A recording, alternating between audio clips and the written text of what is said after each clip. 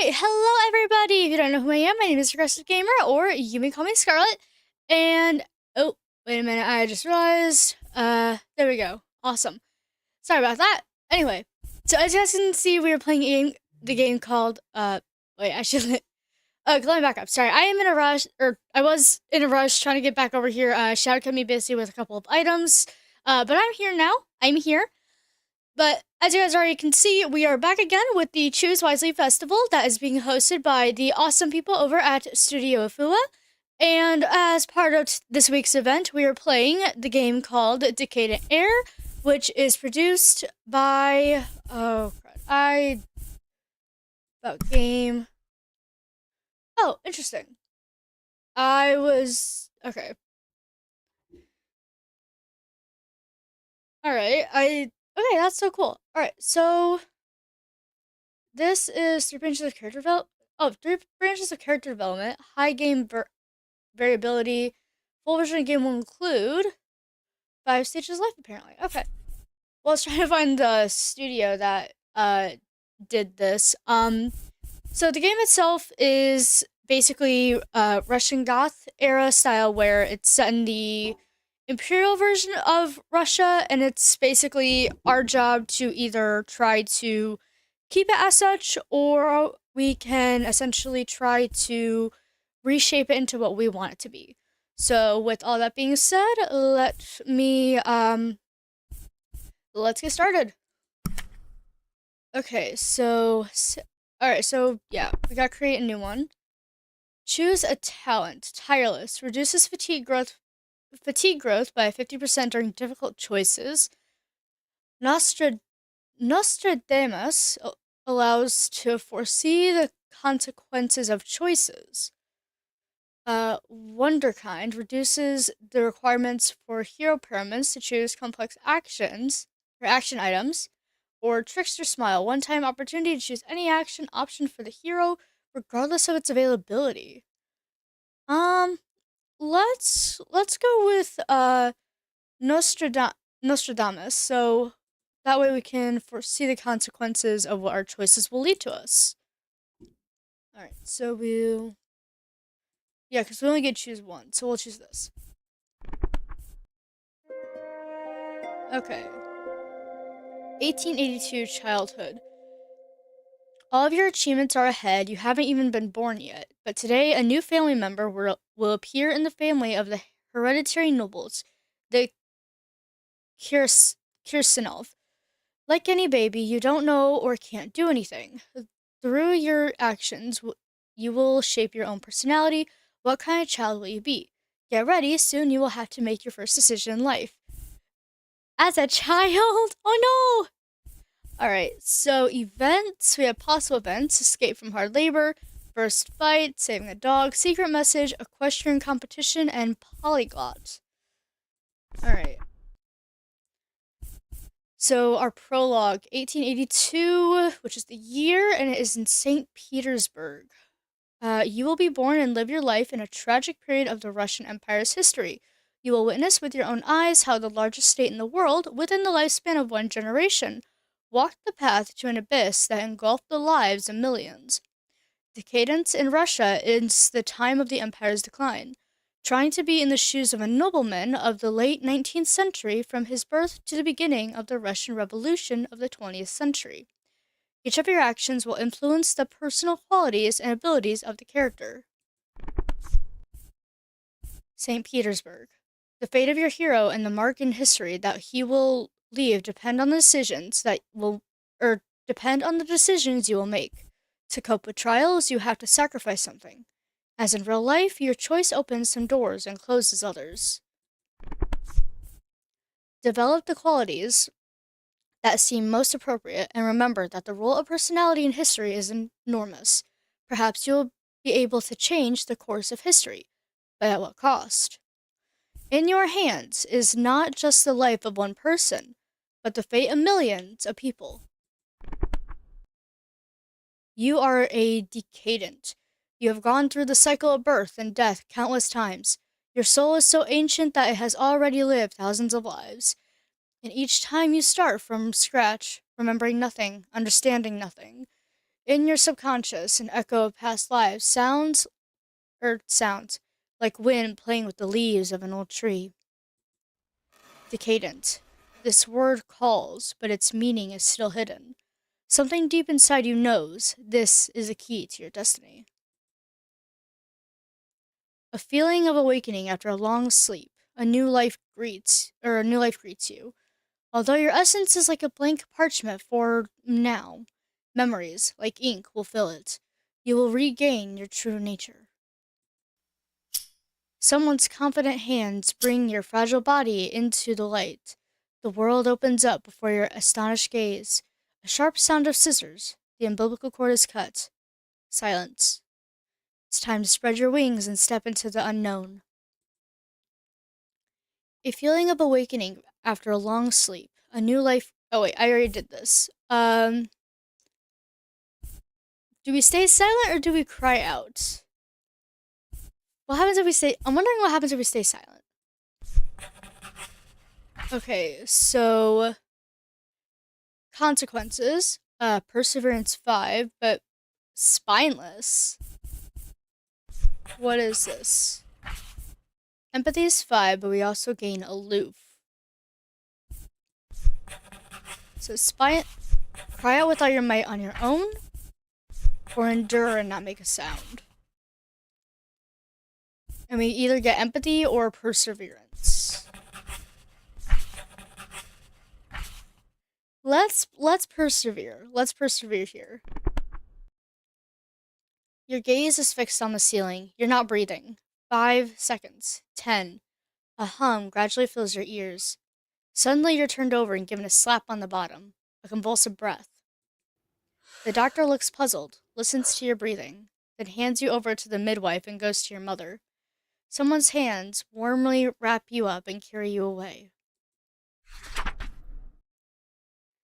Before falling asleep, you notice two figures nearby, a large man and a teenage girl. The girl whispers, "Father has been waiting for you for 13 years, little brother, and so have I." Okay, so we have a sibling. We have an older sibling. Olga Kirsanova and Ilya? Oh, I know for a fact I'm butchering these. I am so sorry. That's not. I'm sorry. Kirsanov. Oh wait, it's Kirsanov. Why have I been saying Kirsanova? No, it's Kirsanov. All right. Decay intermedia. You don't remember anything from your past. In your consciousness, one world swirls, fading, decadent. You hope that in the future you'll be able to recover your memories and your true personality. For now, you have only one option: to grow, develop, and learn everything anew. But you are sure that you will cope with these tasks much faster than any ordinary child. You were an infant, 0 years old. The first year is just a haze of unconsciousness. Your sensations are fleeting: warmth, cold, hunger. Satiety, or your sensations are fleeting: warmth, cold, hunger, and satiety. Days are simply cycles of sleep and food. Gradually, the world becomes clearer. Faces gain features. Here's Mom with her gentle hands and light hair, and this is the nanny in puffy clothes. She dresses and feeds you. You learn quickly. You hold, then throw, rattle. You sit up on your own. You fall while trying to stand. Your legs are still weak. Months pass. You learn to walk early, unsteadily, but you step across the room. Nanny Varvara and Sister Olga help. Olga, with her black curls and serious green eyes, often plays with you and dresses you in frocks. Father's footsteps thunder through the house. He seems very stern. His every word in this family is law. One day, Father announces the arrival of a photographer. The family needs to be captured in full. Everyone is excited. The nanny suggests you choose who to stand next to in the family portrait. Father is authoritative, Mother is caring, Olga is playful. For now, you stand next to the nanny. Your choice will determine whose relationship you want to improve. The family looks at you. Okay, so what happens if we stand next to Father? Relations, indifference, cut up next to mother, which is Maria Kirsanov, or next to our sister. Um, let's stand next to our sister. Let's stand next to Olga here. You decisively run to Olga, pushing away the nanny's hand. Olga smiles and her eyes shine with joy. This moment is forever in your memory. Your sister hugs you, her hair tickles and makes you laugh. Everyone is distracted. The photographer retakes the picture, but the air is still filled with fun and joy. From this day on, your bond with your sister grows stronger. Olga complains to you about the servants and parents, shares secrets, and even tells you about her personal diary. You give her an oath to keep the secret. You have much more fun with your sister than with the nanny. You spend more and more time in her room. Okay, so we gain a relationship with our sister. Alright, and now we're 2. We're 2 years old, everybody. It is interesting how the choices that we're making in even infantry and toddlerhood are basically shaping of who we will be later on. Alright, so gradually you grow stronger, learn to run and jump well. The surrounding world increasingly reveals itself to you in all its beauty. You're from the noble Kirsanov family, one of the ancient noble families of the Russian Empire. Your family is not very large. Father, uh, Ilya Petrovich, a tall, stately man whose appearance expresses sternness and authority. His forehead is broad, nose straight, cheekbones sharp, his hair grays early. He went through the fire and blood of the Russo-Turkish War, was wounded. Now he limps when walking. An officer to the bone, a patriot. He is strict with people around him, but keeps you under strict control, dreaming that you will continue his path. Mother, Maria Nik- Nikolevina, Nikolevina, a fragile blonde with thin fingers and a gentle gaze. Educated, intelligent, well read, her care is your stronghold in the world. The servants whisper that Maria Kirsanov, after a severe illness 10 years ago, can no longer have children, and the fact that you were born is a real miracle. You have an older sister, Olga. She loves to read, draw, and play music, although there's a big age difference between you and your sister. You'd love to fuss and play with her.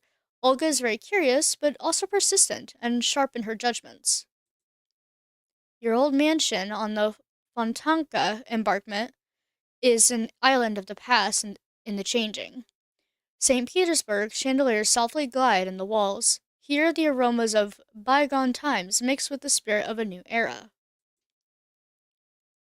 Guests are gathered for your third birthday. Laughter, conversations, rustling of dresses. Men with cigars and women in beautiful dresses congratulate you. Ancestors from portraits watch from above. A huge cake with 3 candles is rolled into the great hall. You stand next to your father and look at the celebration, full of admiration. Oh, look, we're right here, I think. Guests admire your self control and say you behave like an adult. However, you quickly tire from the excess attention. The nanny changes you into pajamas and puts you to bed. Parents enter the room before bedtime. Mother kisses you goodnight. Father whispers about tomorrow's surprise. You fall asleep to the echoes of merriment through the walls. In the morning, you wake up before everyone else. A puppy sits in the doorway. Strange, long-nosed, black with gray speckles. This is the promised gift from your father. You touch the side of your new pet with the tip of your finger. He pricks up his ears and sharply raises his head. The puppy barks cheerfully. Aww.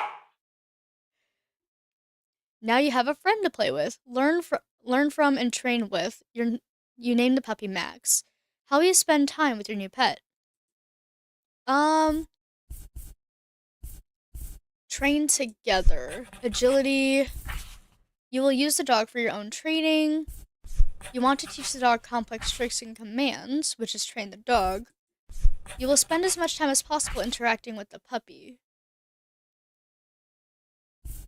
Okay, so we have clumsy, empathy, or spineless. Let's befriend the puppy. You dedicate all your free time to interacting with the puppy. Even simple activities like feeding or playing become hours of interesting exploration. Mother worries that the puppy sleeps with you in bed. She scolds you for breaking hygiene rules, but father sees that Max has chosen you as his master and gives his permission. The puppy gradually transforms into a magnificent specimen of a Russian greyhound. By interacting with him, you become more observant and sensitive yourself, as if you're gaining new abilities to understand the surrounding world more deeply. Nice. Alright, so we got a little bit. Alright, and now we're three. For a child. Alright, so the bells of the Transfiguration Cathedral still echo in your ears after morning service. Father is rarely home these days. He has received a new position at the War Ministry. The family gathers together only for weekend breakfasts and Sunday church services. Late Sunday morning, the heavy scent of incense still lingers on clothes, mixing with the aroma of freshly brewed coffee and pastries. Outside, the sun is shining, er, its, sun is shining, its rays playing on the polished shine samovar. Servants bustle around setting the table. The snow-white tablecloth is adorned with delicacies, vestrucas, pastries, smoked ham, and fresh raisin buns. Maria Nikolaevna, wearing a strict dark blue dress with a high collar, drinks Turkish coffee, while you and your sister have been served tea with milk. Everyone awaits father. Whoa, that is one glitchy image. Interesting. Heavy footsteps slightly louder on the left. Whoa, wait. Oh, interesting. We have an event. Okay, so the Siege of Plebna, uh, and this went on July 20th, 1877 to December 10th, 1877. So a few months, about 5 months, was an important episode of the Russian-Turkish War. After 3 assaults and a blockade, the siege ended with the surrender of the Turkish garrison. In the last battle, the Turkish losses amounted to about 6,000 people. Another 338 Turkish soldiers surrendered. Of the 90,000 Russian troops, 1,700 were lost in the decisive battle. Oof. Alright. Okay, so heavy footsteps slightly louder on the left, an echo of an old wound from Plebna. Ilya Petrovich enters stately straight as an arrow despite the pain. His new dress uniform is decorated with medals, among which the cross for the capture of Kars stands out especially. Even you, a 4-year-old boy, stare in the fascination at the gleaming awards. He sits at the head of the table with military bearing, but his thoughts seem far away. He absently rubs his left knee. The old wound aches before bad weather. Okay. Olga, his voice accustomed to giving commands on the battlefield, sounds harsh. Colonel Nashkichin has informed me that you've been spending time among vagrants. Haven't we already discussed that such behavior is unbecoming for a young lady of noble birth? Sister freezes, straightening her back, exactly like father. Her dark eyes, so similar to his, grow cold. Papa, you yourself taught me that an officer's honor requires protecting the weak. Isn't that what the war taught you? Father's face darkens, muscles tensing in his jaw. You notice this even with your child's perception. His metals clink slightly as he leans forward. Don't twist my words. An officer's honor is first and foremost a duty to the Tsar and fatherland. And you, with your escapades, are jeopardizing my position at the ministry. I strictly forbade you to associate with vagabonds. It can be dangerous. Among them are not only those sick with consumption, but also those who spread seditious ideas. Just yesterday, you were seen in the company of some ragamuffin, so you've disobeyed my orders. An argument erupts. Your child's heart shrinks with fear when father strikes the table with his fist. Cups jump and coffee spills onto the pristine white tablecloth. A frightened young servant drops a porcelain plate. Its ring mingles with father's shout. Olga, you are punished. You've betrayed my trust. You are forbidden to leave the house alone. This is not up for discussion. Oh, fun. Aw, poor Olga. Sister leaps from the table, her Dart's dress rustles like the wings of an angry bird. Tears glisten in her eyes, but her back remains straight as she runs from the dining room. You see her hands trembling in fists, just like father's in moments of anger. The servant, pale with fear, picks up the pieces of the plate from the floor. The mother purses her lips, dabbing at the coffee stain with a handkerchief. The parents disperse. The father leans heavily on his cane, climbing the stairs to his office. Driven by childish concern for your sister or for the sister you love with all your heart, you go to Olga. Your faithful dog, feeling anxious, follows you, clicking his claws on the parquet. The St. Petersburg morning barely breaks through the heavy curtains. You approach your sister's door, listening to the muffled sobs. Max, your faithful black dog, whines softly, feeling the grief of his mistress. His wet nose nuzzles your palm, giving you courage. The scent of Olga's favorite perfume is in the room. A large Ventian mirror reflects her sister's tear-stained face. On the mahogany dressing table lies her diary, open to fresh notes. Through tears, the sister tells her story about a chance meeting in Alexander Square with a pregnant homeless woman. She's due to give birth soon but has no money, and the beggar woman simply wants to get rid of the newborn child because she can't support it. Olga promised to help her. Your sister has no own money, but she's ready to give her jewelry to the beggar woman. You, as young as you are, you sense the gravity of the situation. Help sister, influence father, or ask mother for help. So, if we help sister, we gain agility. If we influence father, we can gain some charisma. Or if we go to mother, we gain intellect. Because as of right now, we're ignorant. It would be better to ask for advice and help from your mother. If you want to try and persuade your father, or you're ready to help pass on the jewelry. I'd say let's ask mom for help. I mean, we're only 4. I feel like we're only 4. It might just be our best interest to ask mom for help. So let's go ask mom. Well, no, because then we could also build our charisma. I don't know. No, let's ask mom. We'll gain some intelligence points. After thinking about it, you convince your sister to share the trouble with her mother. She will understand and advise. The huge library of the mansion, the pride of Maria Nikolaevna, is filled with the smell of leather bindings and old paper. It's always cool here. Despite the hot fireplace, Max follows you importantly, his claws clinking on the parquet. You climb onto your mother's lap and gently ask her to listen to Olga. The sister tells the story of the beggar girl from the very beginning. Maria Nikolova, a graduate of Samolny Institute, knows how to turn any conversation into a lesson. You see, mon cher, not only a kind heart is important in life, but also the ability to see the truth.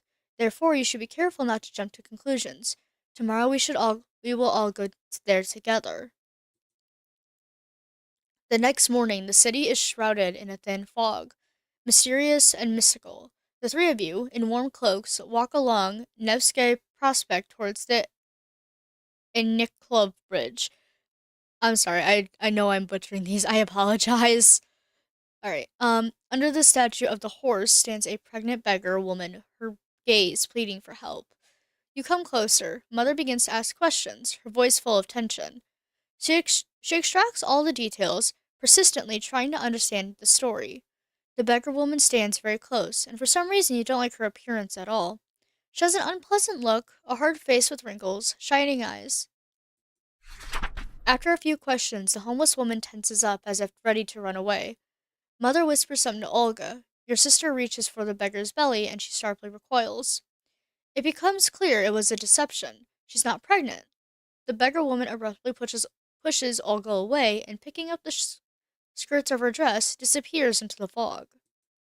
The 3 of you walk back home, holding hands. Along the way, Maria Nikolavna teaches you to notice details, reminds you of the unnaturalness of the beggar's gait, her too sharp gaze, and inconsistencies in the story. You've learned an important lesson today. The world can be dangerous and deceitful. Okay, so yeah, we definitely learned a little bit from mom. I'm glad we did that. All right, and we're four. All right, the last days of the summer of 1887 are passing away. Clouds are gathering over St. Petersburg, carrying away the heat. Your house, an ancient mansion by the Fontanka embankment, built during the reign of Catherine the Great, seems to have come to life, as if it harbors an age old secret. The church's new year is approaching, the beginning of the new year according to the Orthodox calendar. You are almost 5 years old, and as befits a scion of a noble family, you are on the threshold of an important stage, the beginning of home education. There is a parish school at the Transfiguration Cathedral, not far from your mansion, where the children of the coachman and cook will go from autumn. They are already bragging about it in the courtyard, but Maria only smiles condescendingly. A different path is prepared for a noble child. You will grow up and enter the Imperial Gymnasium, as befits the son of a military official. Ilya is already eyeing the first classical gymnasium on Vasilevsky Island, where the children of many of his colleagues in the ministry studied. In the meantime, you're doing everything you can to show your parents that it's time to start studying. Maria, although she believes that 5 years is an early age for serious study, but after consulting with her husband, she decides to try. Oh, that is so cool. Alright, a teacher appears in your house. Nikolai Ivanich. Ivanich. Ivanovich. Nikolai Ivanovich Pre- Preobrazhensky, a former mathematics teacher at the Tsar Tsarskoye. I cannot pronounce this. I'm sorry. His impressive gray beard, severe frock coat with worn eyebrows, and in the imperial pocket watch on a chain inspire respect even to the servants. The small living room, which has been covered converted into a study room, has an atmosphere of au- austerity. At Nikolai Ivanovich's insistence, a special sloppy sloping writing table was brought from Vienna itself, and a blackboard on a elegant cast iron stand.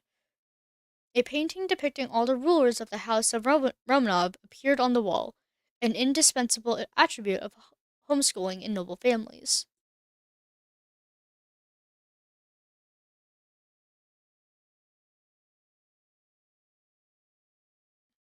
The morning hours are now devoted to arithmetic Nikolai, or we're just gonna say Nikolai, devoted to arithmetic. Nikolai's favorite subject. After afternoon tea, reading lessons begin on Oshinsky's native word, a book that the teacher calls the best guide for young minds. Reading is still difficult, but you can crack arithmetic problems like nuts, which greatly pleases the mentor. Today, Nikolai, before going home to Gorok, Gorokohovaya Street, set a big lesson for tomorrow. According to him, it's time for the young gentleman to get used to serious studies. First, you take on the puzzles about merchants and their goods. They are solved with unexpected ease. Apparently, the grandfather's genes are affected. Finally, you have done with arithmetic. Suddenly, Olga appears in the doorway, a new dress made of lion silk, a real St. Petersburg young lady, as mother says. Her voice, honeyed at the Simone Institute, sounds like music. See, she suggests a walk with Max along the Winter Palace. It turned out to be an exceptionally fine day. Your heart is torn between duty and temptation. Ahead is the native word with its difficult text about Yat and Fida, but you can spend time in another way. So play with sister, make a gift for mom, play a prank, or continue reading. Okay, so if we play with you ask your sister to teach you a new game, or you suggest to your sister to draw mom's portrait together, which we could gain more empathy off of. You want to play a prank on your sister on your sleeping father with your sister. Oh, but that also gains us some charisma points. Or we can continue reading and gain some more perseverance. You decide not to get distracted from the teacher's assignments, which is perseverance. Let's see. What do we have right now? I say let's try building up our charisma, I guess. No, I think we can build charisma another way. Let's make a gift for mom. Instead of going for a walk, you come up with the idea of making a surprise for your mom. She's been so sad lately. Indeed, after the recent death of her mother, Maria is often sad, although she tries not to show it.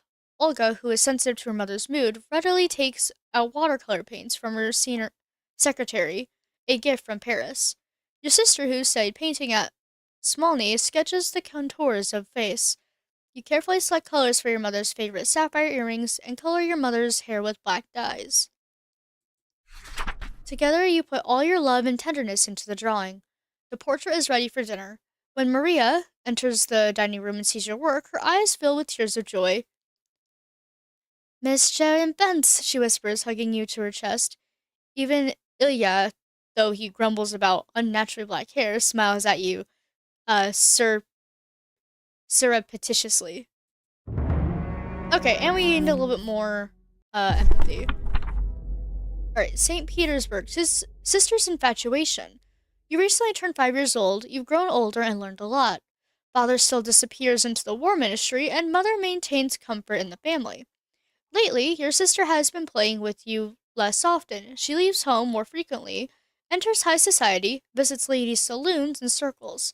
Mother whispers, Olga seriously likes a student, Alexander Yulanov? Ulyanov. I'm sorry. Olga was so infatuated with Ulyanov that she managed to persuade mother to give permission to attend the student circle that Alexander attends. Jealousy torments you. You swear to train the dog Max so that he would bite Ilnov's leg when they meet. This thought warms you. No, please don't. Hey Nicole, how you doing?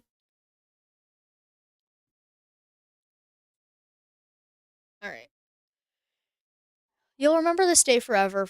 From the morning, anxiety doesn't leave you. First, father left in a hurry, then mother, pale and silent. Olenka is not here. The feeling that something is wrong grows. Late evening. It's dark outside.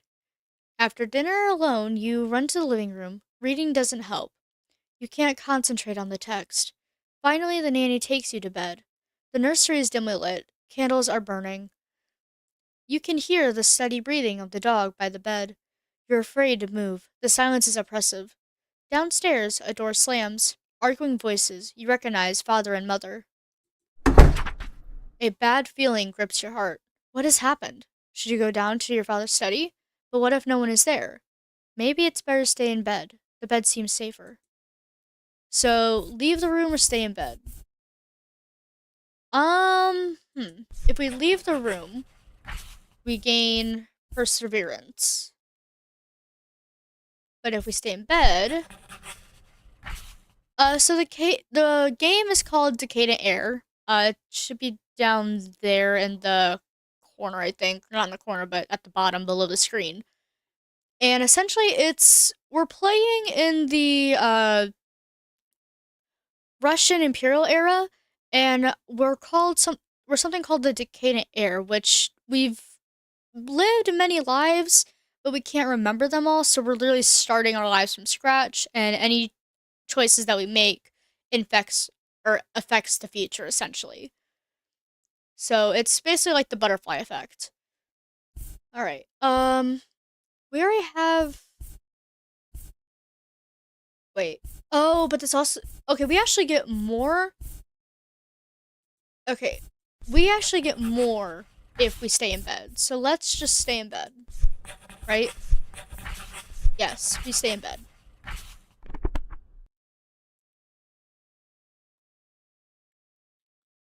Alright, so after thinking for a bit, you decide not to go anywhere. In the semi darkness, you cover yourself completely in bed.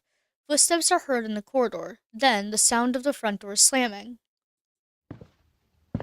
The house absorbs sounds. A gloomy silence reigns, broken only by the dog snuffling at your side. Sleep doesn't come. Thoughts circle like black ravens, just as eerie.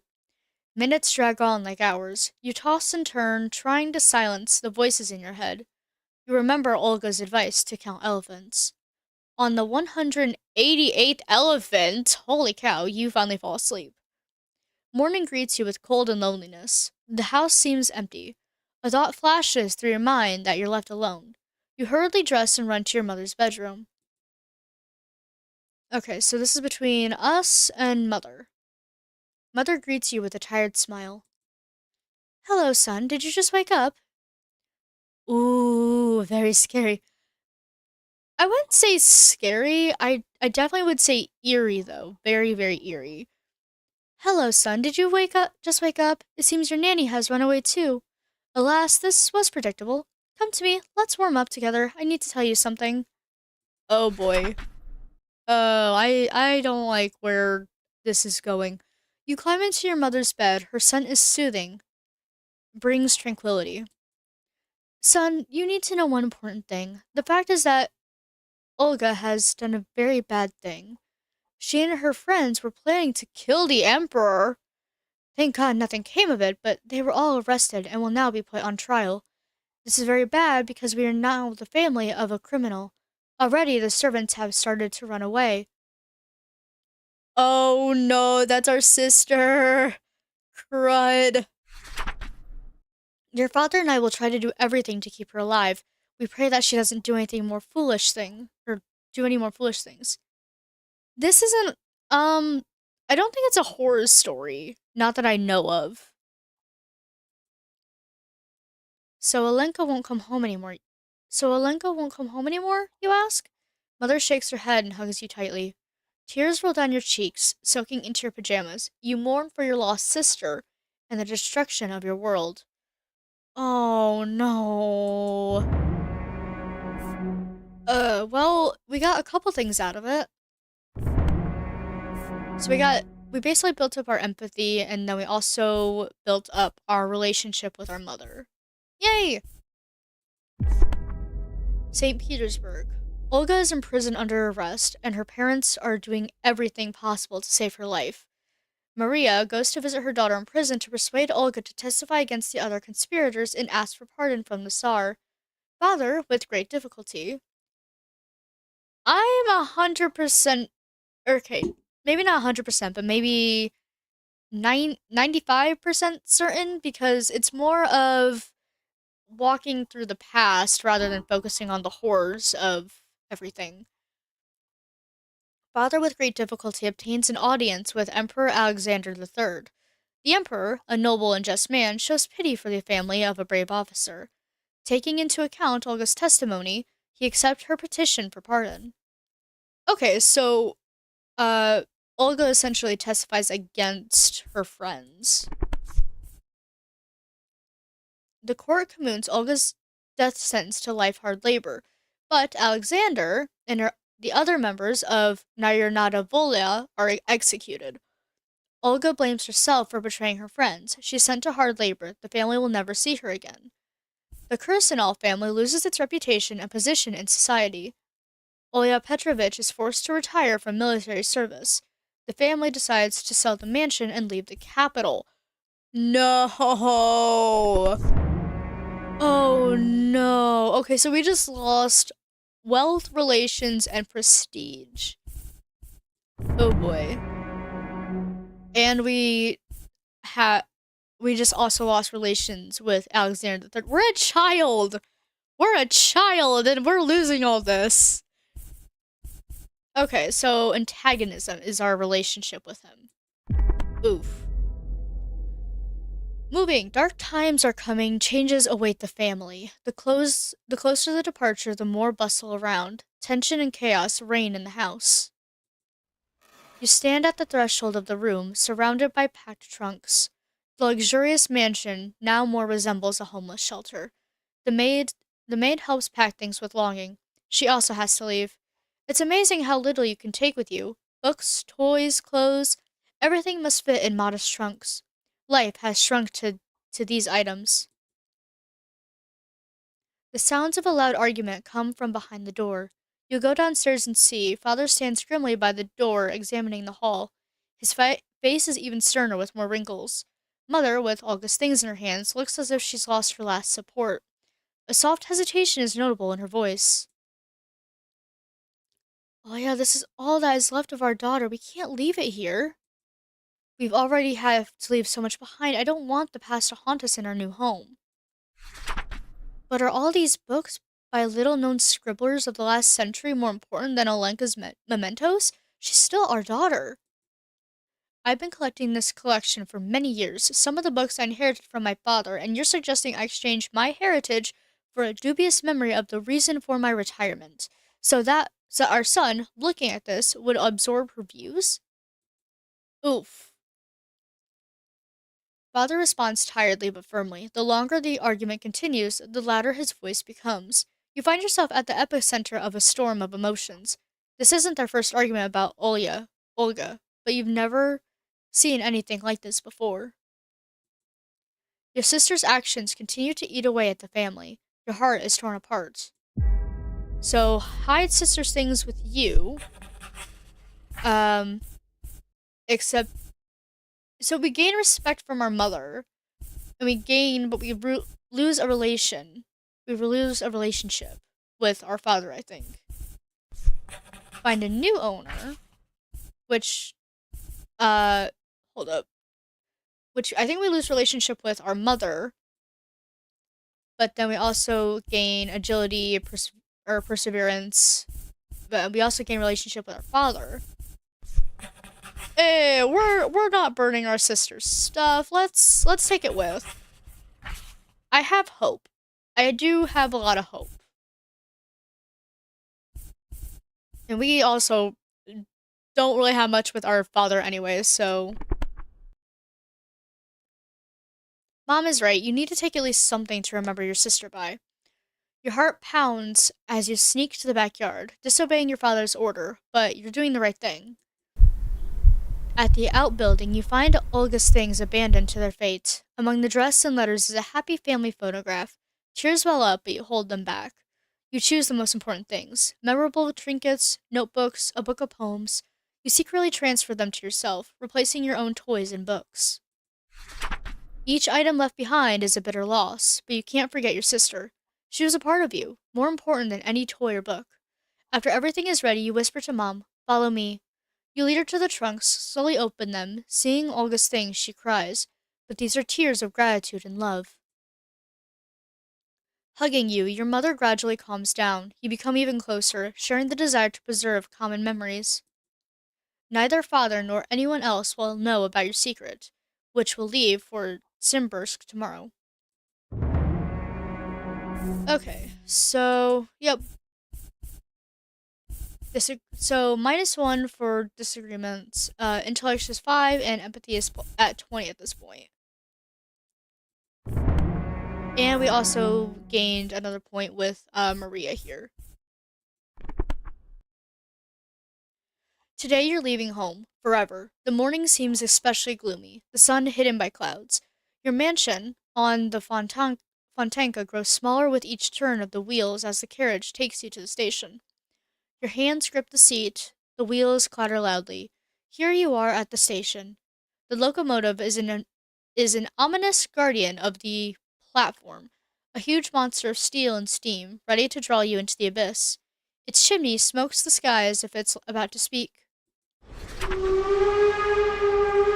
On the hard bench, you huddle against the cold window. Next to you is your dog, the only cheerful creature in your company.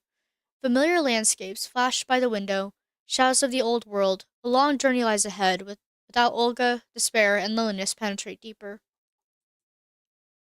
So read a book or pay attention to our dog.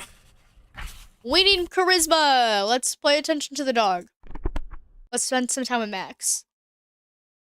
While your parents are lost in their thoughts, you decide to give Max some additional training.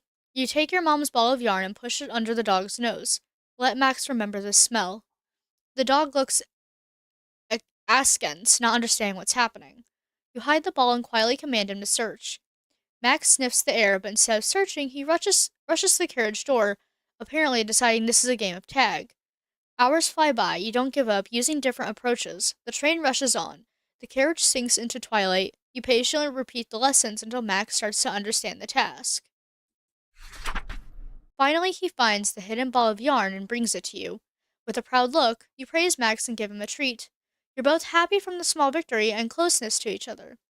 At this moment, you realize the journey to Moscow brings not only sadness, but also opportunities for adventures and discoveries. Who knows, maybe your ability to find unusual solutions will be useful in the new life ahead.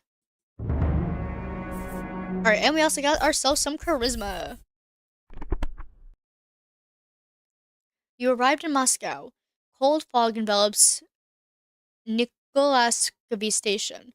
The train, like a serpent, stirs after a night of travel. You tumble out of the carriage, yawning. Max tensely sniffs unfamiliar scents. Your parents walk nearby, but between them, coldness and unspoken words.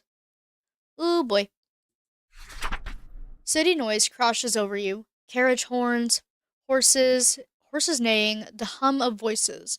Unfamiliar dust stings your eyes.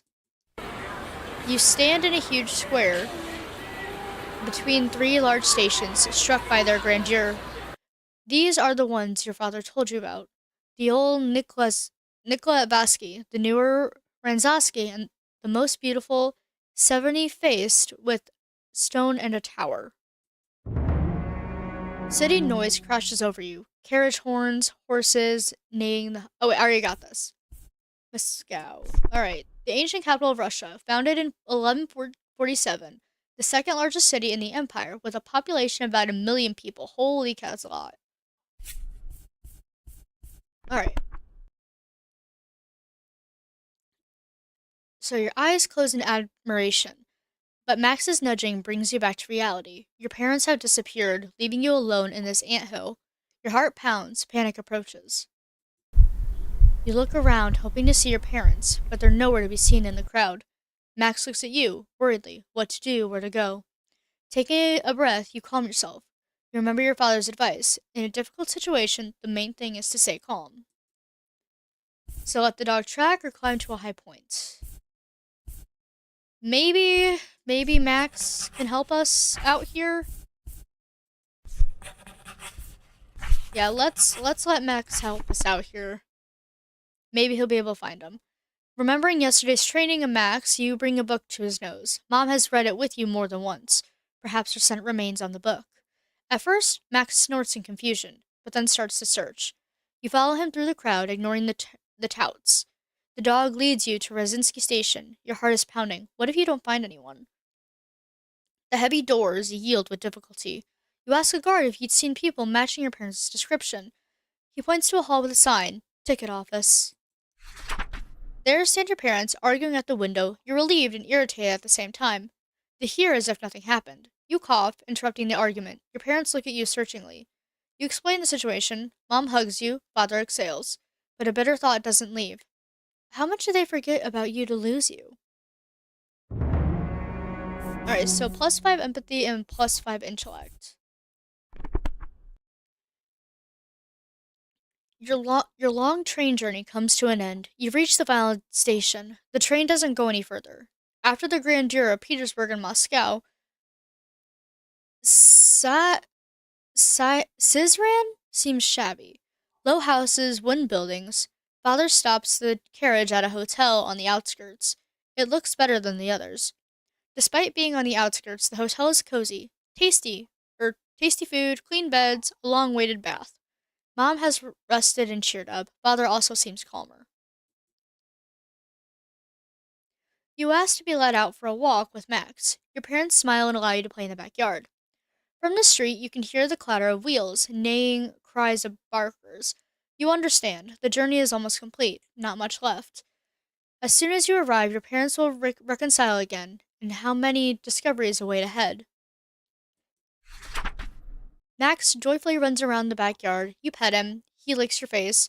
You've been together on the road for so long. Now a new home and new adventures lie ahead. Lost in thought, you forgot about the dog for a moment. The dog is not nearby. Your stomach tightens with fear. The gates are ajar. You rush there. Max is running along the road, sniffing the grass. You breathe a sigh of relief, about to call him. No! No! No! Don't do this to me! Don't do this to me! Don't kill the dog! Rude! Alright, suddenly a carriage flies out from around the corner. The horses snort, and Max, startled, jumps back, barks, and with mad courage rushes towards it. Time freezes. Is this a book reading simulator? Angry Dad, no, it's called Decadent Heir. It's basically a choose your own adventure situation where you basically choose your own fate by making decisions within the book, essentially. And I think we're about ready to get our dog killed. Try to stop the carriage. Wait, remove the dog from the road, please. Oh, conditions. No less than 10. Crud. Okay, so we can't meet the requirements to do this one. Oh, no. I don't think we can choose this. Can we? Try to pull the dog from under the wheels. Wait, don't risk it and stay in place. Or try to stop the carriage.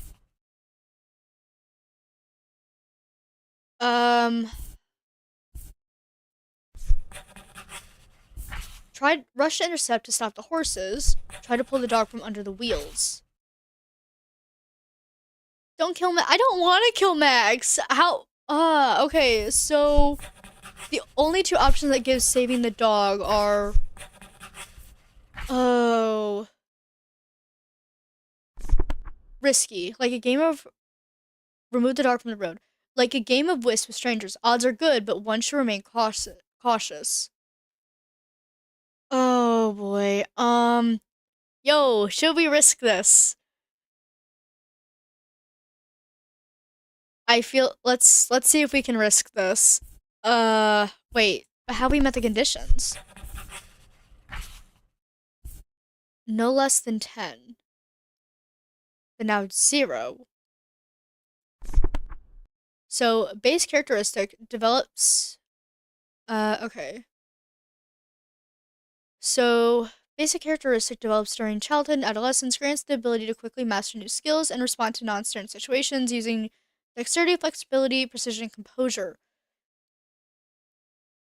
Okay, and right now we're clumsy at this point. I think our best bet would be to try to stop the carriage. So let's try this one. You need to stop the carriage. You rush towards it, crying out in desperation. Tears blur your vision of the road. The dog barks, onlookers stare, women scream. You run out onto the road right in front of the wheels and shield the dog with your body. The neighing of horses mixes with your cries. The darkness falls. When you come to, you find yourself lying in a hotel room. Your shoulder burns like fire, your arm is bandaged and twitches convulsively from pain. You groan. Mom sits nearby. She soothes you with a gentle voice, touches your forehead with a cool napkin. Suddenly, a wet, yay, we saved the dog! We saved Max! Alright.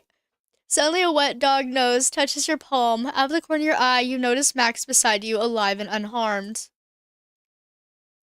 Through the pain, you smile joyfully. Mom helps you drink some water. Sleep envelops you again. You wake up to the sound of father's footsteps, who has come to check on your health. Time flows strangely. Hours pass, or days. You fall asleep again, wake up, mom feeds you broth. The world gradually becomes clearer. Risk your own life. Yep, that's exactly what we did. The world gradually becomes clearer. You've been living in the hotel for a week now. The main thing is that Max is nearby, alive and healthy, and wounds heal with time. Alright. That also got us some more perseverance. At the moment, we're spineless, still. And we did gain +2 fatigue. And we also got saving the dog. Gradually, your strength returns. Mom provides tireless care and support. Father appears less often, dealing with some matters. When you start getting out of bed and the fever subsides, your parents begin to talk about continuing the journey. One day, Father comes in, waits a little, and begins to speak. I've settled things with the horses. We can leave tonight, and then we'll be in Simbursk by dawn the day after tomorrow. Marusa, we need to prepare our son. We're leaving before sunset. But yeah, wait. You remember what the innkeeper told us about bandits operating near Saran? Or yeah, I am pretty sure I'm butchering this. I am so sorry if I am. Saran. They attack at night. Maybe we should wait until morning. These are just rumors, Marusa. They're making a mountain out of a molehill to raise prices. If we don't go, someone else will. And tomorrow there may be no free horses at all, as they're expecting high-ranking officials passing through. They'll take them all. Furrowing his brow, father looks at mother, his gaze poorly concealing irritation. You sigh quietly. The argument is starting again. The atmosphere thickens. Who to support? You want to leave soon. You're already tired of the inn. But what if the danger is real? Then it would be wiser to wait. On the other hand, what if father is right and these are all empty fears? Then the argument will only intensify. So leave at night, which gains us, well, okay, so -2 for security, +5 for perseverance, and +1 with relation, or wait until morning, which is intellect and relationship is 7. I say wait until morning because we're not really risking much there, so we'll wait until morning. Side with mother and not take risks. So you decide to express your opinion and suggest leaving in the morning, as mother proposes. You're also uneasy about leaving the thought of a night journey. It's better to wait an extra day or two, but ensure everyone's safety. Your parents look at you and nod. It seems the storm has passed. You're glad that you all stay for one night in the comfort of the inn. Fatigue washes over you. You lie down on the bed. In the morning, you're lucky. Horses and carriage are free. The important official never showed up. Well, huzzah! We didn't risk anything. Alright. Mom happily notes that they can leave immediately and without risk. Father reluctantly agrees. You get into the carriage. The coachman urges the horses on. The road goes through the forest. Ahead, on the roadside, you notice an overturned carriage. Next to it stand a coachman and an elderly pale man. They look frightened. Father asks what happened. The man with a grim expression tells you. Game could use a little background music. So it does have music. I've been putting a lot of my music on mute essentially because I'm trying to avoid copyright claims at this point, and I haven't figured out how to go about getting free background sounds. I mean, I guess we can. Let's try that. Okay, well, there's no background music apparently. Alright, so the man with the grim expression tells you that they were attacked by robbers. They left last night and were robbed on this road.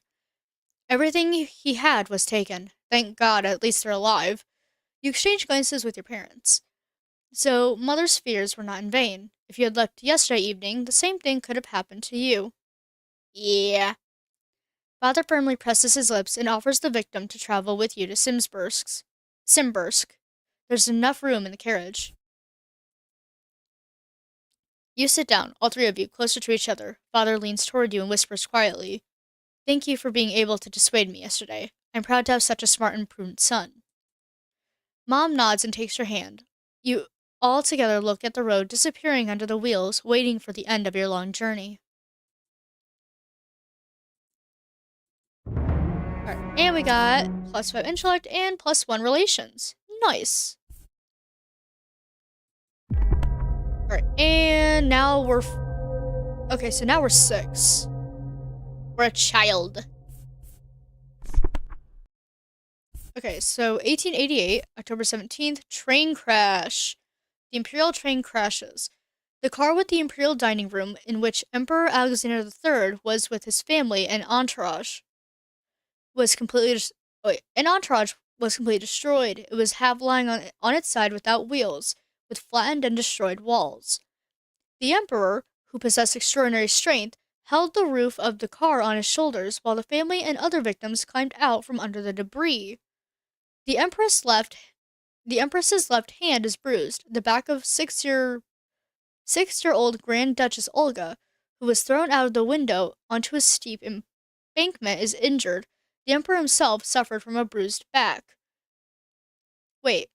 Oh, okay, never mind. 6-year-old. Alright. Train crash. The crash of the Imperial train is being loudly discussed in society.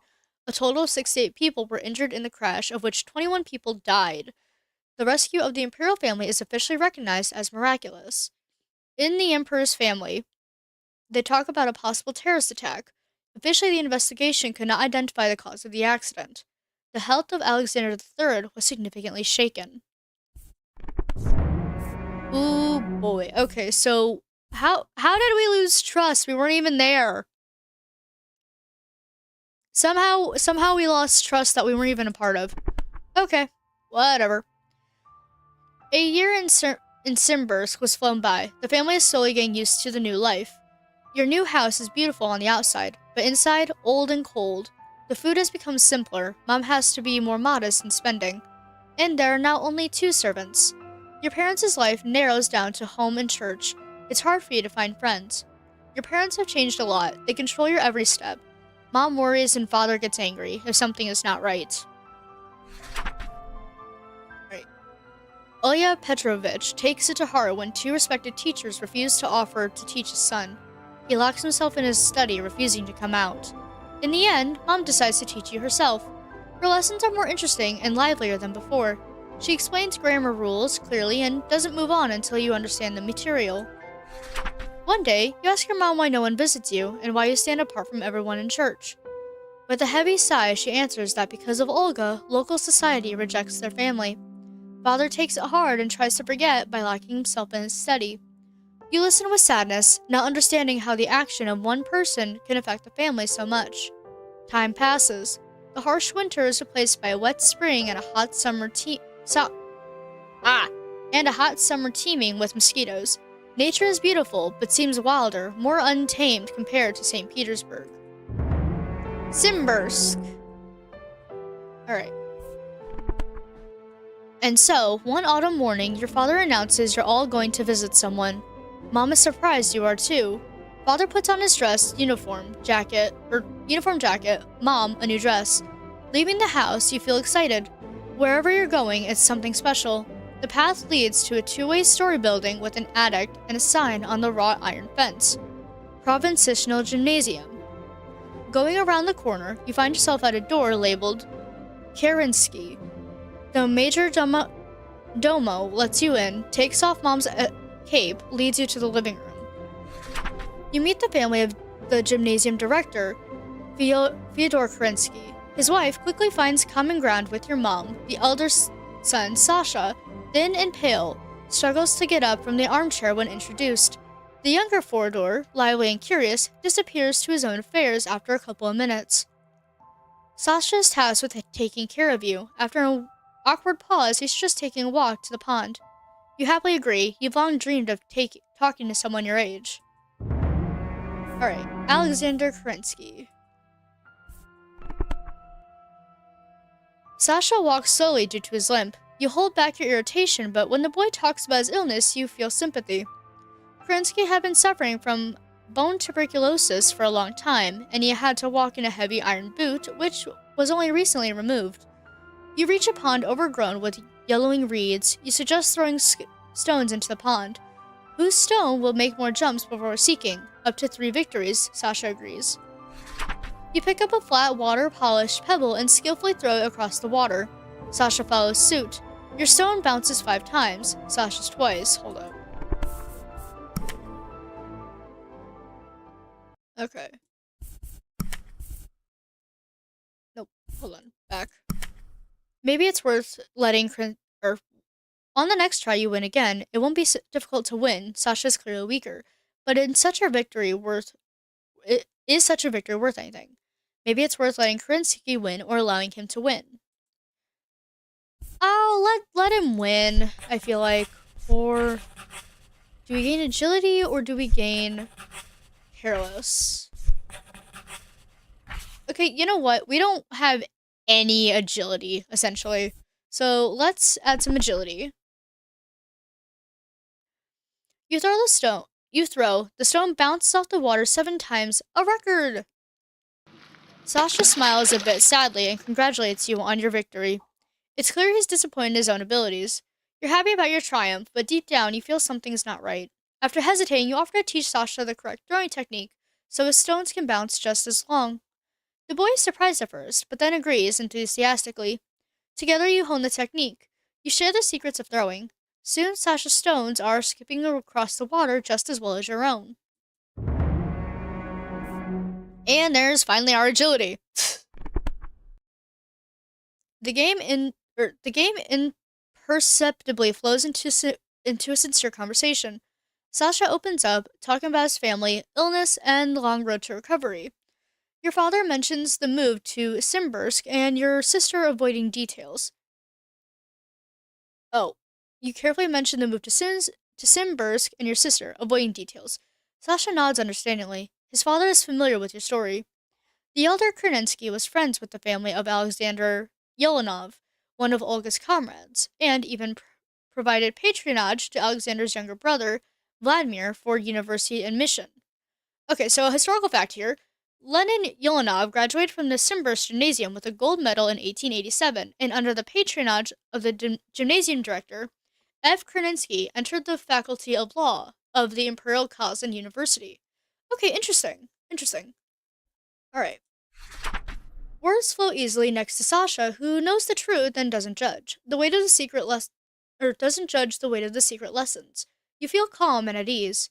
It seems you've forgotten about time for a long while, immersed in conversation. But suddenly, 4 boys in tattered clothes appear from nearby bushes. Their whole appearance says, you and Sasha are strangers here. Too rich, pampered, and different. One step forward starts to taunt rudely, saying, you can't do anything, neither fish nor build traps. You feel offended, want to snap back, but next to you is Sasha, who is weaker than you. You quickly glance over the bullies and look at Sasha. You feel there's going to be a fight now. The taunts turn to threats. They talk about hunger, the rich, injustice. They start to approach, rolling up their sleeves. Noticing that Sasha is hiding behind you, you realize you shouldn't expect help from him. And the situation is dangerous. Blood pounds in your temples. Your heart beats with fear. The bullies aren't joking. You quickly assess your options. You can try to run away or fight back. Can we negotiate?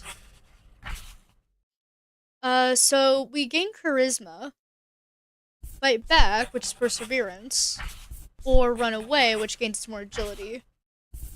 Maybe we can try to negotiate.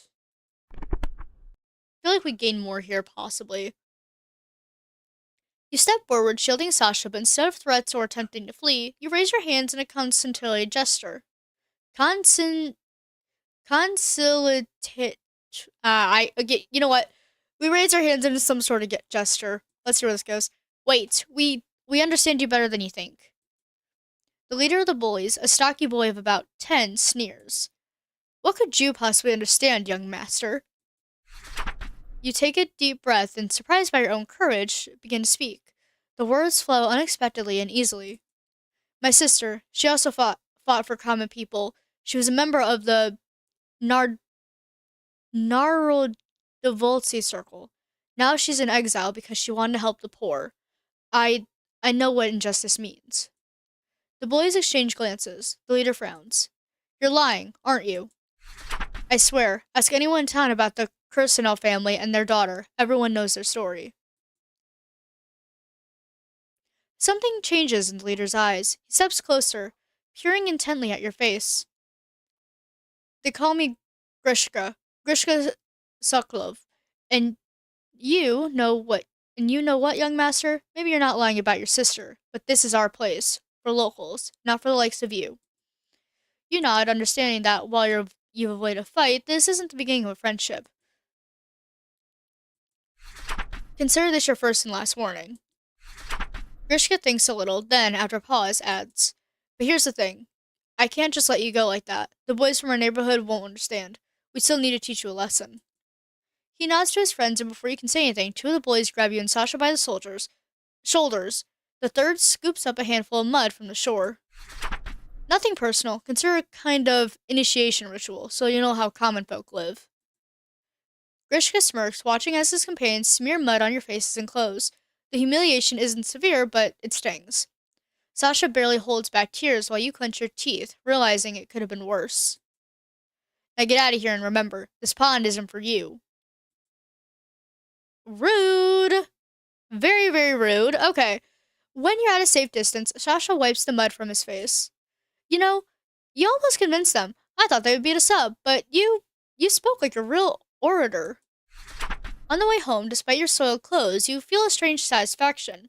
Yes, you were humiliated, but you managed to turn an inevitable fight into something less dangerous. Perhaps this day taught you something important. Sometimes words can be stronger than fists. Alright, and we also gain more charisma! Huzzah! And we also took on an event. Dirty and dusty torn clothes, you slowly approach the doors of the house. Sasha looks at you anxiously. How will we explain this to them? Or how will we explain this to them? His voice breaks with worry. These bullies acted unworthily, but if we tell everything as it is, our fathers will surely punish us, and they won't let them live it down. Maybe we can say it's all because of Vedna, my brother. He often teases me, closes the doors and windows of the house so I can't get in. I'd like him to get in trouble too. Or of the house I can't get in. I'd like him to get in trouble too. The door swings open. The majordomo looks at you grimly without saying a word. He leads you to the living room where your parents are sitting. Kerensky's father and mother look at Sasha in horror. Your parents look at you. In their eyes is a question that you must answer. Sasha glances at you and looks away. Everyone is waiting for your answer. What will you say? The truth? Or will you make up a story to avoid punishment? Oh my gosh. Dude, you decided to take all the blame for yourself for what happened to yourself. Yeah, I say let's... It gains us a relation. Because it also... With Alexander here, so that way Alexander also isn't getting in trouble. So let's take all the blame on ourselves. You take a deep breath, gathering your thoughts before starting the story. With nervousness in your voice, you explain that you and Sasha were playing by the lake, throwing stones into the water. Village boys joined you. You, joking about them, didn't notice how you enraged them, and they attacked in retaliation. You acted wrongly, and Sasha is not to blame at all. Wait, we didn't tease them though, did we? And they attacked in retaliation. You acted wrongly, and Sasha is not to blame at all. He was just in the wrong place at the wrong time. Moreover, Sasha tried to stand up for you, but he wasn't afraid of the bullies. Sasha tried to stand up for you. He wasn't afraid of the bullies. With a humble look, Sasha stands between his parents, eyes lowered. Silence hangs in the room for a moment. Your father breaks the silence first, apologizing to Kerinskis for your behavior. Voider Milkovich responds with a friendly smile, saying that children can be like that. The main thing is that you learn the lesson and don't repeat your mistakes. You nod frantically, declaring full agreement with the director. Sasha goes to change. They give you his clean clothes, then you go to dinner. Surprisingly, no one makes any remarks. Parents simply remind you of the need to respect others and always tell the truth. Okay. At the end of the evening, you find yourself alone with Sasha. He extends his hand to you, adult-like and serious. I thought that was wonderful. You almost told the truth, and you almost told the truth, and neither of us got punished for it. It's amazing. Thank you. It was an interesting day. With a smile, you shake his hand in return. It seems you made a new friend. Alright, and we also gain a +5 intellect. And 1 relation with Alexander Kravensky. Alright, and now we're 6. Well, I guess we are still 6, essentially. Okay. Friendship with the Kravinsky family has positively affected the attitude of local high society. Parents have finally made new acquaintances, and the isolation has ceased to be so acute. You spend your days in the company of your new friend, Alexander. You manage to become close friends over this year. The news that the director is receiving a new appointment and the entire Kerensky family is moving to another city catches you off guard. You swear eternal friendship to each other before their departure, and you are left alone again. Oof. Alright, and changes relations to which respect. And now we're 7. How far exactly are we going in this game here is my question. Because we're already at 7. I'm guessing we'll go till 13 maybe? Okay, so a sunny morning. On the doorstep of the Kirsanov house stands a young man with a Metropolitan diploma. Mischievous sparkles dance in his eyes. He introduces himself as Alexei and offers his service for tutoring to prepare for gymnasium entrance. Mother becomes animated at the thought that her son will be able to get preparation from a male metropolitan teacher, but father frowns as he examines the guest at the long dining table. Okay, mischievous. Alexei, tell me, please, why does a university teacher decide to move from the bustling capital to quiet Simbursk? Couldn't you find work in St. Petersburg? With extraordinary charm, Alexei answers questions and dispels doubts. He skillfully juggles words. Mother is quickly charmed and smiles at his jokes. Alexei talks about the desire to bring the light of knowledge even to the farthest corners of the motherland. This pacifies father. Alright, after all, you're still quite young and have the right to make your own mistakes, Maria. Maria, I don't mind. Let this metropolitan specialist teach our offspring. All the local respected teachers have refused us anyway. We have nothing to lose. Alexei is a true master of managing people. You're glad that your father agreed and you can get to know this man better. The first lesson takes place in your old living room, where Alexei offers you to choose, in addition to regular lessons, special exercises that will help reveal your abilities and develop them. He lays out many cards on the table, then selects out only 6 of them and says with a sly smile, I would like to offer you something unusual in addition to standard lessons. Here are 6 cards. Each symbolize different directions in which you can delve. These will be very progressive classes, little known in our country, but very useful for your development. There's a catch, though. We'll only have time for one direction this year. So think carefully and choose what's really interesting and important to you. Thoughts and desires mix in your head. You feel the responsibility of this moment. Okay, so chess. We get plus. Okay, so we can get intellect, perseverance, and relations with. Do all of these give us relations? Is my question. Ooh, football. It gives us some charisma and perseverance. Okay. Consequences is charisma and empathy, and this is rhetoric. Poetry also gives us empathy. Oh, and agility. And then if we do press. Okay, so I feel like poetry, rhetoric, and chess. I think those 3 might be the ways to go. Do we want to do. Let's see. What are we low on? Our intellect's already at 30. This would give us 35. Our perseverance is at 15 at the moment. I feel like our charisma is definitely low.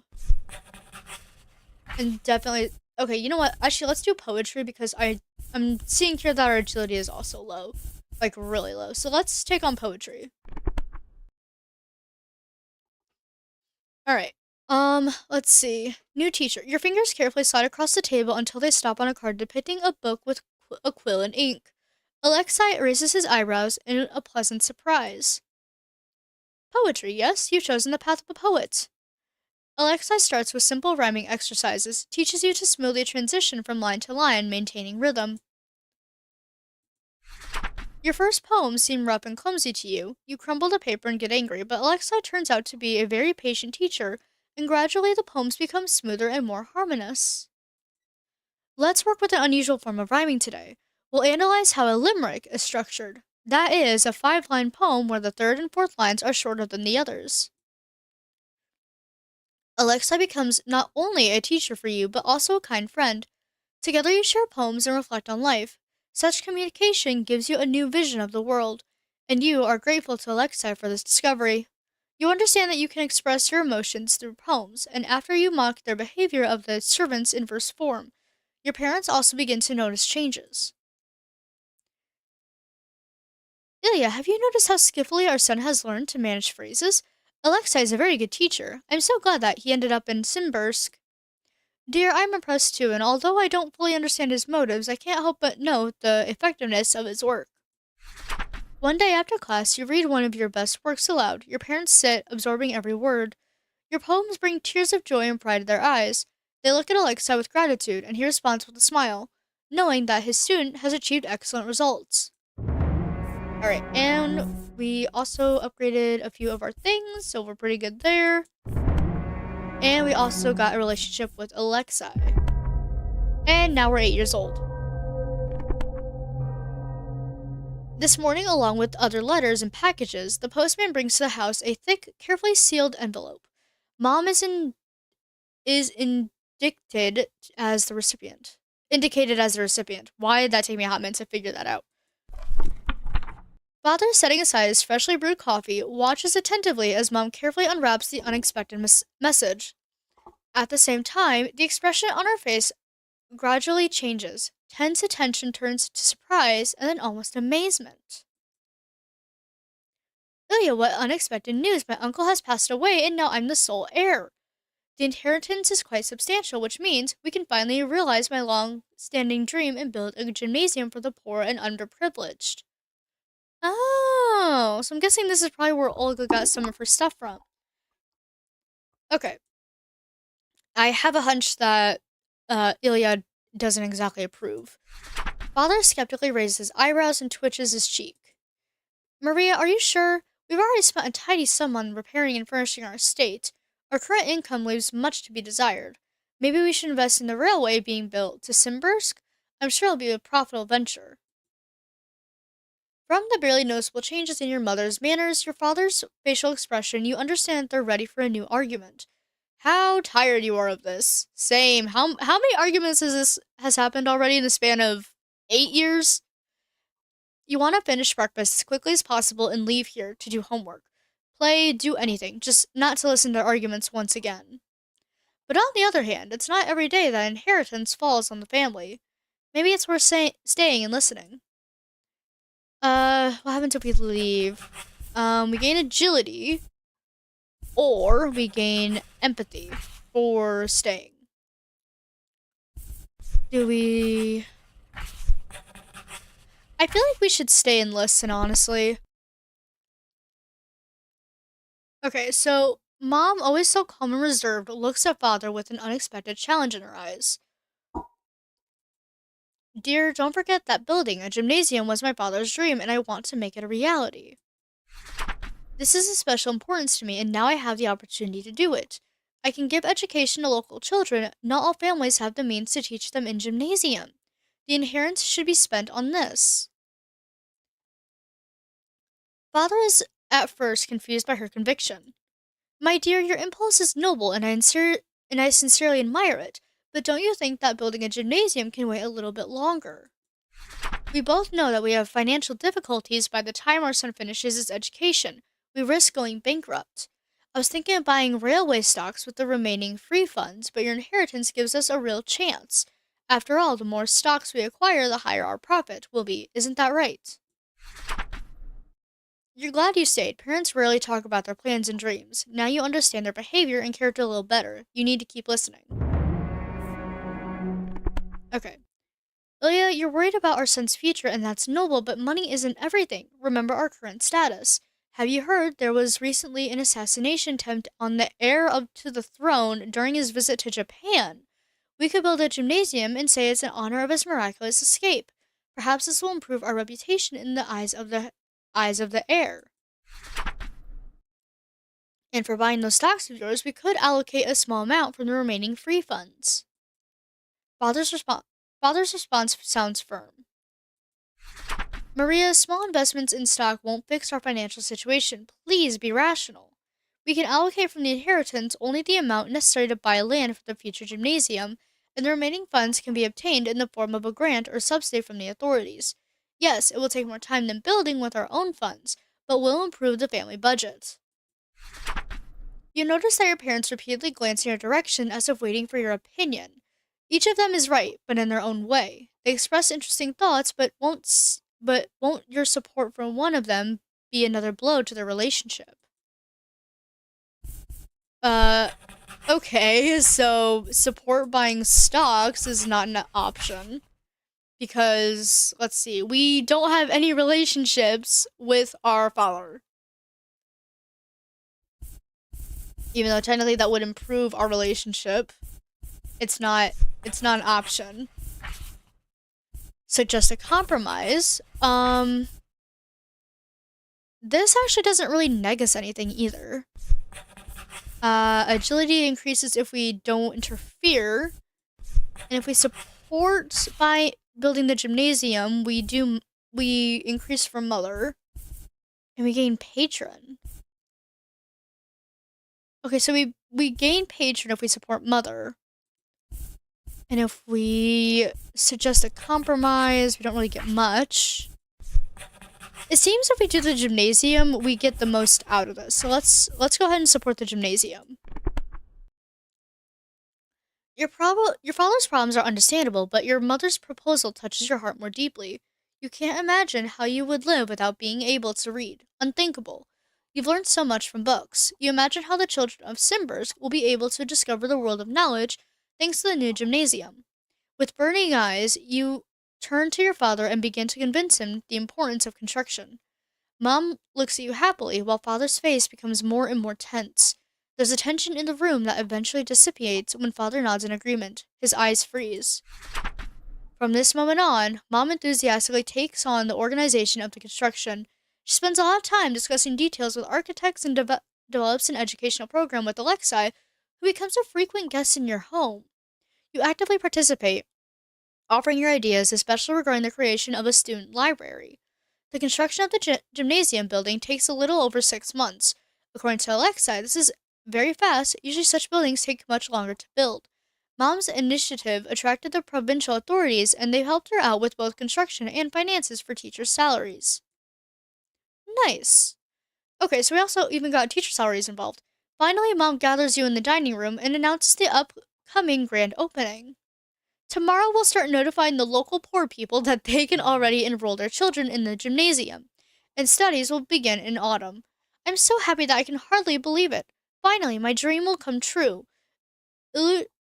Ilyusha, son, thank you for your support. Attention, the world has changed. Okay, so we basically just changed the world here with literally a simple thing. However, you notice that father has started to distance himself from his family life. His presence in the house seems heavy and gloomy. He often goes hunting, and you literally feel that something is gnawing at him from within. The thought that father might be suffering or feeling lonely causes you a big concern, but your studies and mom, with her tireless energy and enthusiasm, occupy all your attention. You decide that later you'll find time to talk to your father and cheer him up. Alright, so we gained 2 fatigue and +1 prestige. And we also gained more respect from our mother Maria. And also got the patron event. Huzzah! Okay, so private lessons. The construction of the building is complete. Interior renovation is in full swing. Mom decides that she will teach the gymnasium from autumn, and for now, to not waste time, she organizes private lessons for children. Alexei jokes that he has a competitor. Father doesn't approve of Mom's decision, but doesn't speak against it either. You spend all your free time preparing for the gymnasium with teacher Alexei. The results please both you and your parents. Right. Ooh, and we also got more perseverance. Alright, Sophia. In recent weeks, you only see your parents in the evenings. Father spends whole days sitting in his office and comes out for dinner with a stern expression. He increasingly smells of wine. Ooh, and father has gone on a drinking problem. Okay. Mom, on the other hand, has completely immersed herself in her project. Thanks to Alexei's help, she manages to do what previously seemed incredible. The gymnasium will be ready to open at the beginning of the school year. The private lessons that Mom gives take up the rest of her time, so she comes home tired but very satisfied. Today at dinner, Maria proudly tells about the success of her students and sets her best student Sophia Belozertsevia as the example for you. A spirit of competition awakens in you. You decide to meet this Sophia to compare knowledge. The next morning, you insist on going with Mom to the Beloservebs. Your eyes burn with excitement, although you answer evasively to questions about the reasons. I want competition, but I'm not going to tell you that, mother. That is hilarious. All right. Their small two-story house is fenced with an old wooden fence. On the porch, you are met by a woman who looks like your nanny, stout, in an embroidered apron with red hands. The Belozer's house looks neat but poor inside. Mismatched furniture, an altar in one corner, a huge stove in the other. You curiously look at the girl opposite, skinny with big eyes.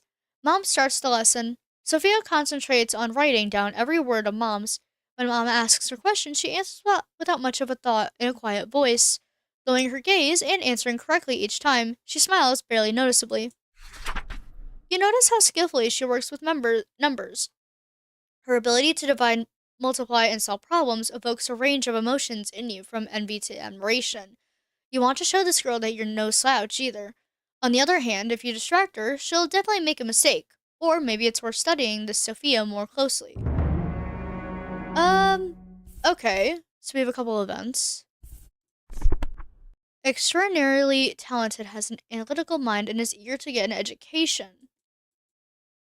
And Pelagia is the mother of many children. Sophia's mother. She follows her husband's lead in everything. Interesting. Okay, I say let's examine the student still. Or do we compete with her?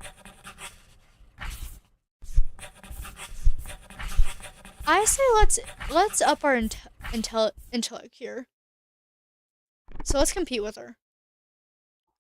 So you actively engage in the lesson, start bombarding Mom with questions.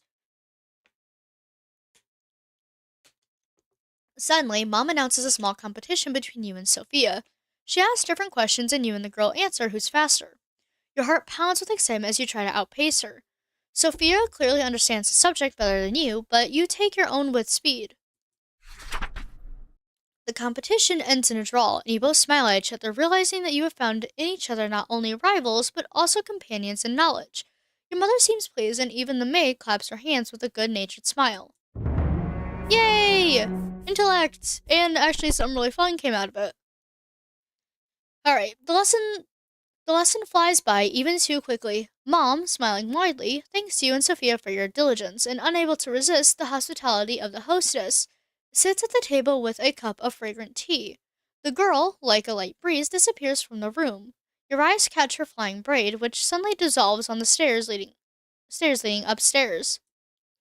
You have a choice to follow her to get to know her better, or to stay with the mothers for a cup of tea. Okay, this is also 1891. Let's stay for tea, I'm guessing. Or we can go upstairs. Yeah, let's stay for tea. I know what's gonna happen for tea. I don't know what's gonna happen for the other one. After a little hesitation, you decide to stay in the living room and join the tea party. You sit at an old worn wooden table that could have seated more than one generation. The smell of fresh tea and homemade pastries creates a cozy atmosphere, while the mothers start a conversation. Apparently, this is not their first tea party. At first, they discuss the weather and then move on to well being and behavior of children. Sophia's mother, looking into her cup, says bitterly, our Sophia is so secretive and pensive. Whenever you go to her, she's sitting with books. She's just drawn to these sciences. But why do women need them? Husband thinks it's all indulgence and such a waste of money. And we have four more boys besides her who need to be raised. And on the salary of a provincial secretary, you can't really splurge. Pel- Pelagia Androvina, your daughter has an undoubted talent for exact sciences. It's not worth burying it in the ground. Yes, and Nicole, our eldest son, says so. But my husband and I have already decided that we won't pay for private lessons anymore, so from next month the classes will have to stop. She can already read, write, and count, that's enough, and she'll grow up and get married. There'll be no time for nonsense at all. Excuse you? I mean, I know what time period this is, but still, excuse you. You listen attentively and feel how this conversation fills your heart with melancholy. On the way home, you and your mother silently walk past large houses with closed shutters. Gray shadows are gathering, and the streets seem especially dreary. Mom, as if unable to bear this melancholic silence, exclaims, "It's unfair! Sophia has such potential, she can't be deprived of the opportunity to study. Women deserve the same education as men." You haven't seen Mom so excited in a long time. You also feel the wrongness of the situation. After all, Sophia's talent is obvious. You suggested Mom to continue the preparation lessons for free, and you will try to persuade your father to make donations for the girls' education in the Marinsky Girls' Gymnasium. You're even willing to give pocket money for the girls' education. Mom looks at you with new respect and nods. Maria says that if Sophia shows her abilities, she may well apply for a scholarship named after the former governor. All you need to do is contact her friends with a letter of recommendation and grades for the first half of the year. You hug right on the street. You think about how Sophia's talent can be stifled by the prejudice of a society that doesn't recognize gender equality. But fortunately, you have a way to help her continue her studies. Knowledge is a valuable gift that's worth sharing. Alright, 1891. Additional scene. Simbursk. The variable scene became available because the main character fulfilled the required conditions in previous scenes and its parameters reached certain values. Okay, so this is an additional scene. Nice. In addition to lessons with Alexei, you learn to play the piano under your mother's supervision. Once a week, she teaches you new melodies and techniques. Lately, learning music is starting to get boring.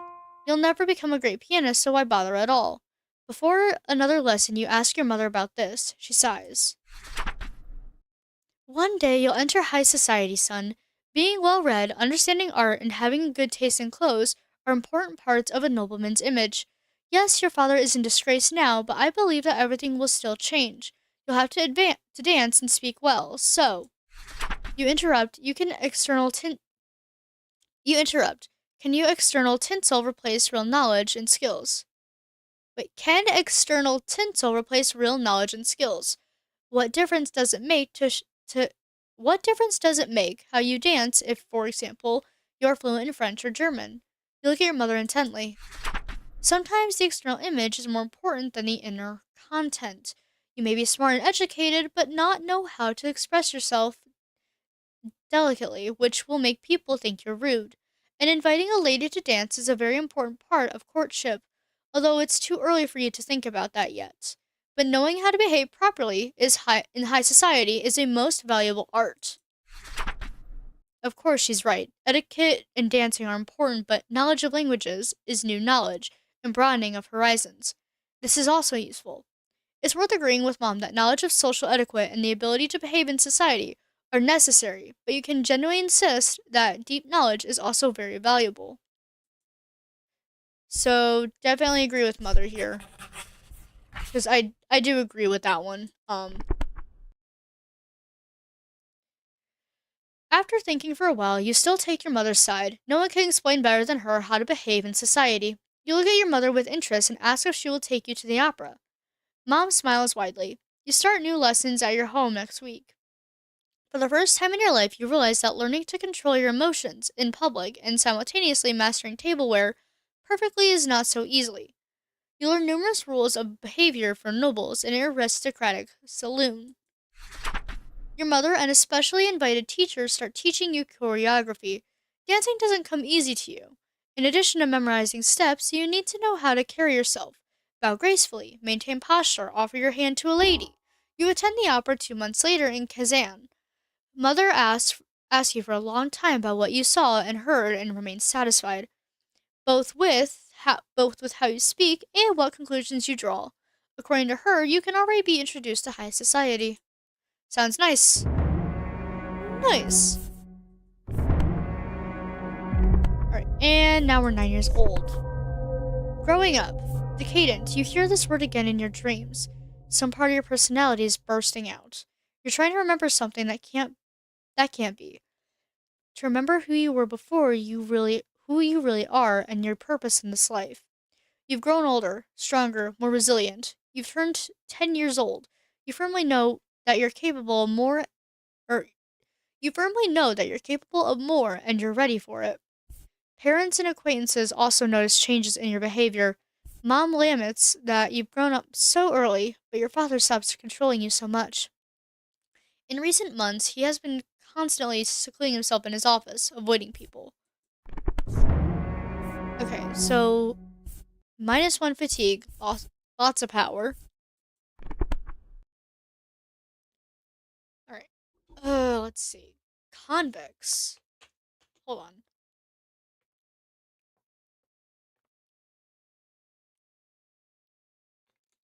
Alright.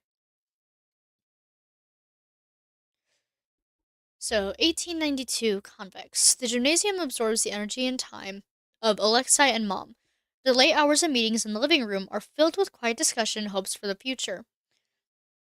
Only once did father bother to join them, just during the discussion of the circular about Cooks's children.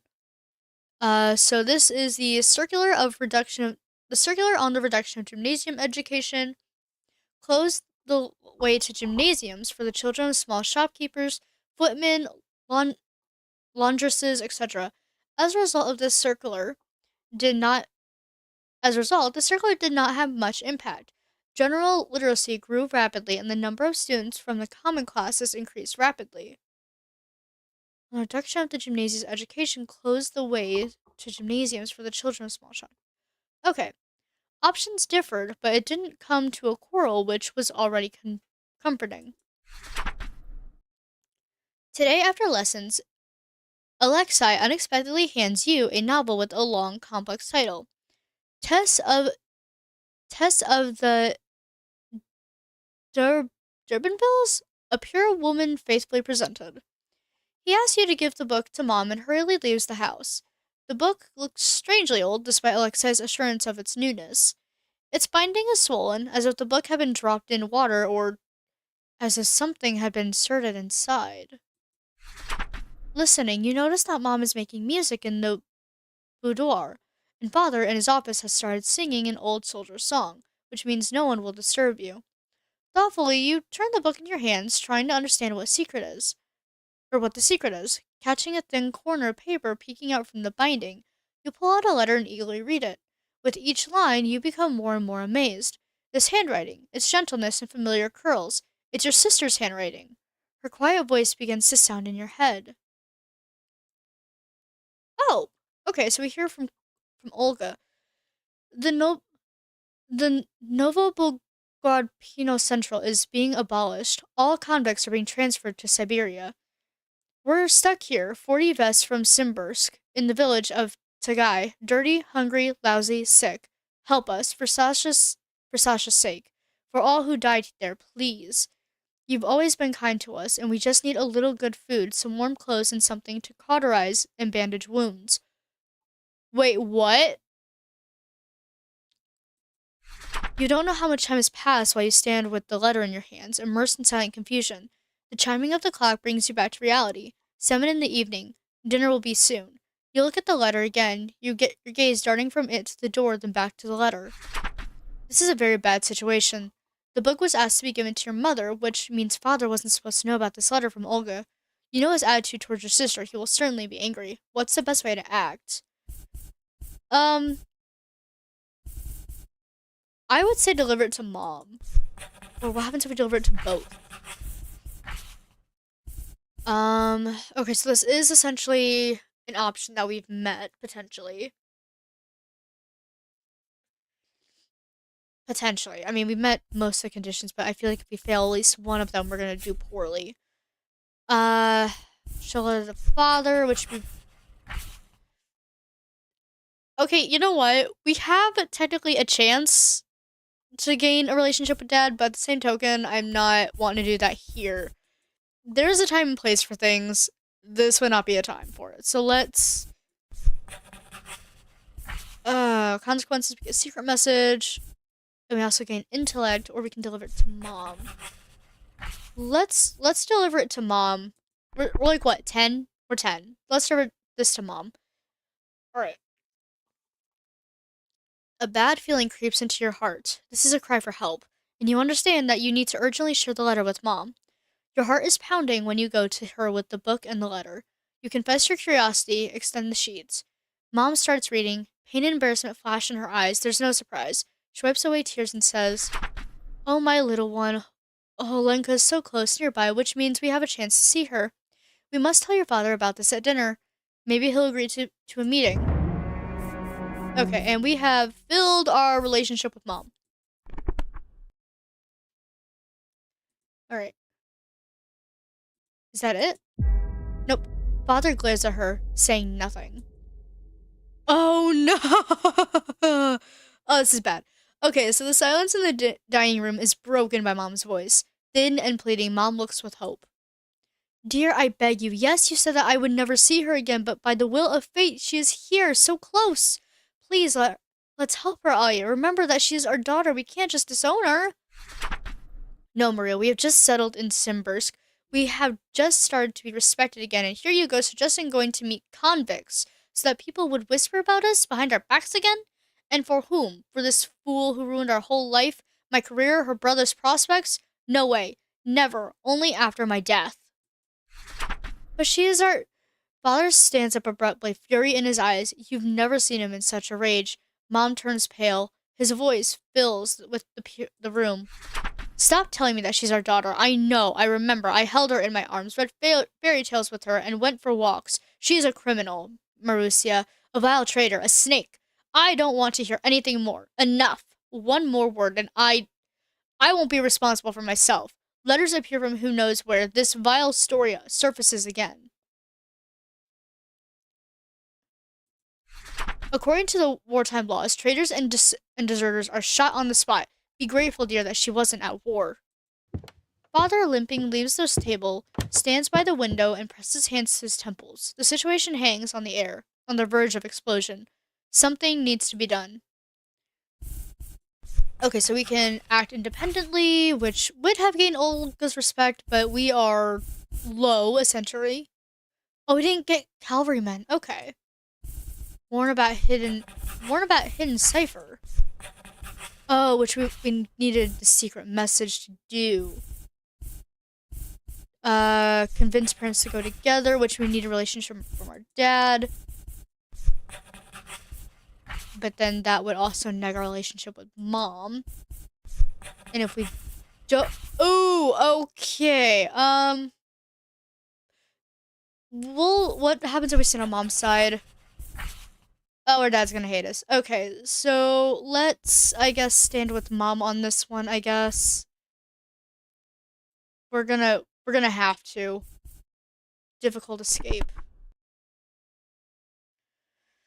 Looking at your father standing at the window, you make a decision with a heavy sigh. You need to support Mother. Walking around the table, you sit closer to her, put your palms on her hands, and say that you agree with her.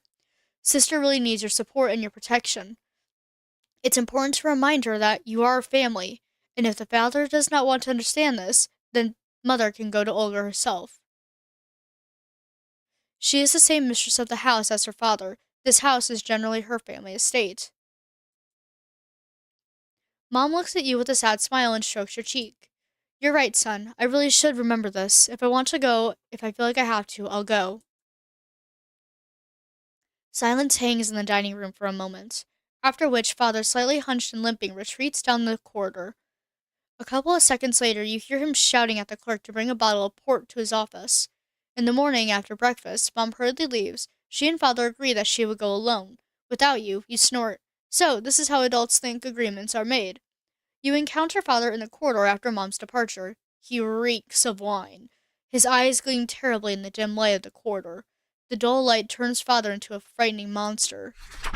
Barely suppressing a scream, you jump away from Father and lock yourself in your room, from which you don't come out until Mom's return. A week later, it becomes known that 10 people, led by Olga, escaped during the transport of prisoners. However, the bodies of 4 are found along the road. They froze to death or died from wounds. Father is angry at first, but upon learning of this, that some of the convicts still died, he contemptuously throws out a dog's death for dogs. Mom looks imperturbable. And you, it's hard to say, time will tell. Ooh boy. And our dad does not like us. He dislikes us. And we also got the difficult escape event. 3 months pass after Olga's escape. The snow melts, spring comes to Simbursk. Mom and Alexei prepare you for gymnasium. You solve the most interesting problems, together with Sophia. It seemed everything was going well, but not today. Lunch is approaching. You and your mother are at the table checking penmanship. Father bursts into the dining room, his face distorted with anger. He quickly approaches you. It seems his limp no longer constrains him.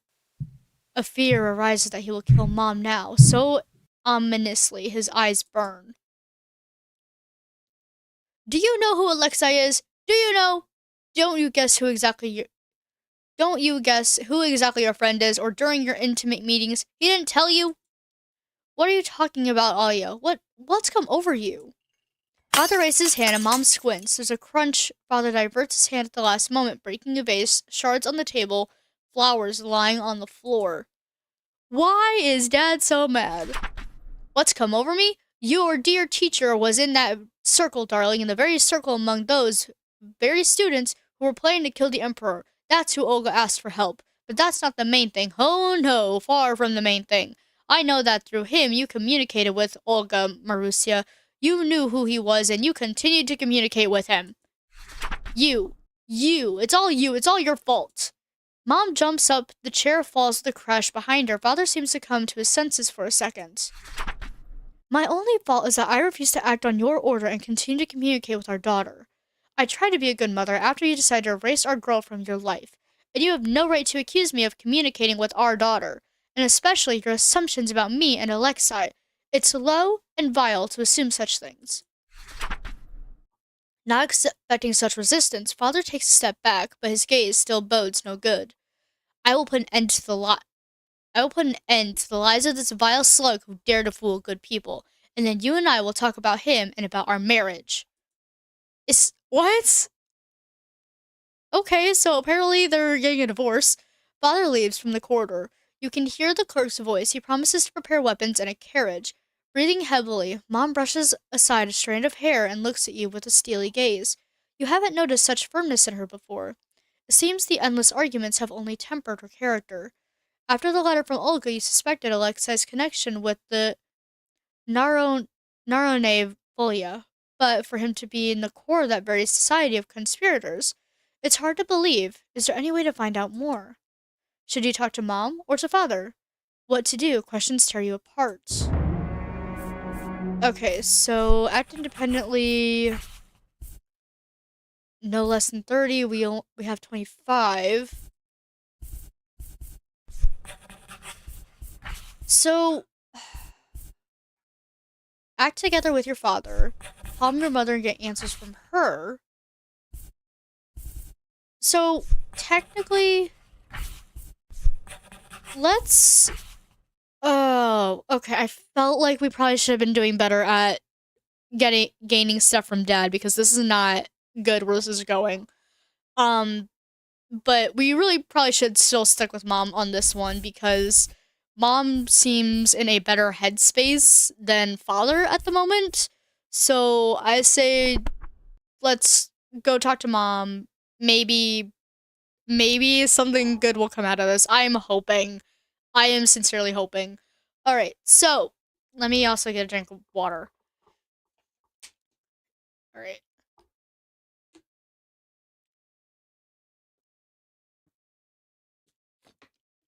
Okay. Also, I'm wondering how much longer is left on this game because this is a demo. I mean, it's very well written. I'm loving where this is going. Well, I'm loving how this is playing out. I'm loving the artwork and everything. I'm just questioning how far along this is gonna go. Is my next question. Um, that's yeah. But no, for a demo, I'm really enjoying this. Okay, so Mom stands clenching her fists until her knuckles turn white. Carefully, uncertainly, you approach her and take her hand. She flinches slightly, lowers her eyes. Although Father is wrong, the situation looks very strange. What do you think needs to be done, you ask? How to deal with the situation? Talk, of course, as if they're really so closely connected. Or ask if they are really so closely connected.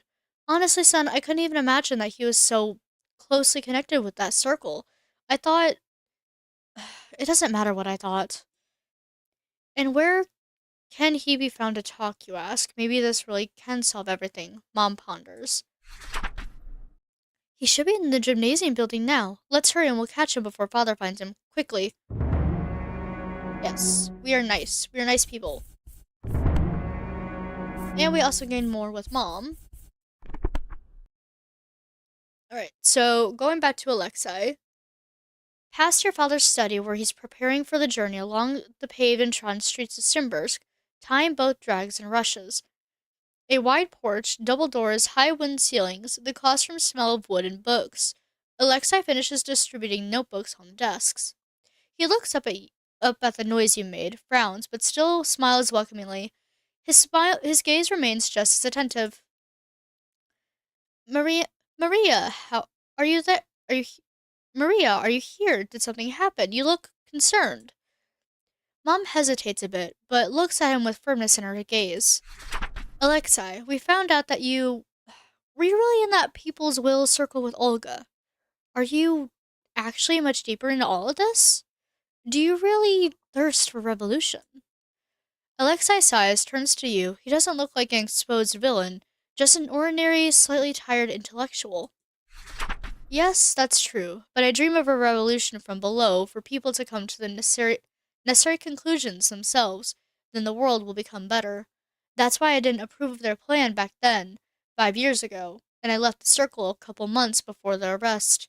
They were looking for me, of course, but I took my mother's surname, went into hiding. Ironically, here I came across your family. I had no malicious intent, no ill intentions, I swear to you. He speaks openly, confidently, but as if he's not telling everything. Or maybe he's being insincere. It turns out that Alexei has been pretending all the time, smiling and lying to Father. You glance at the clock on the wall. About an hour and a half has passed since the conversation in the dining room.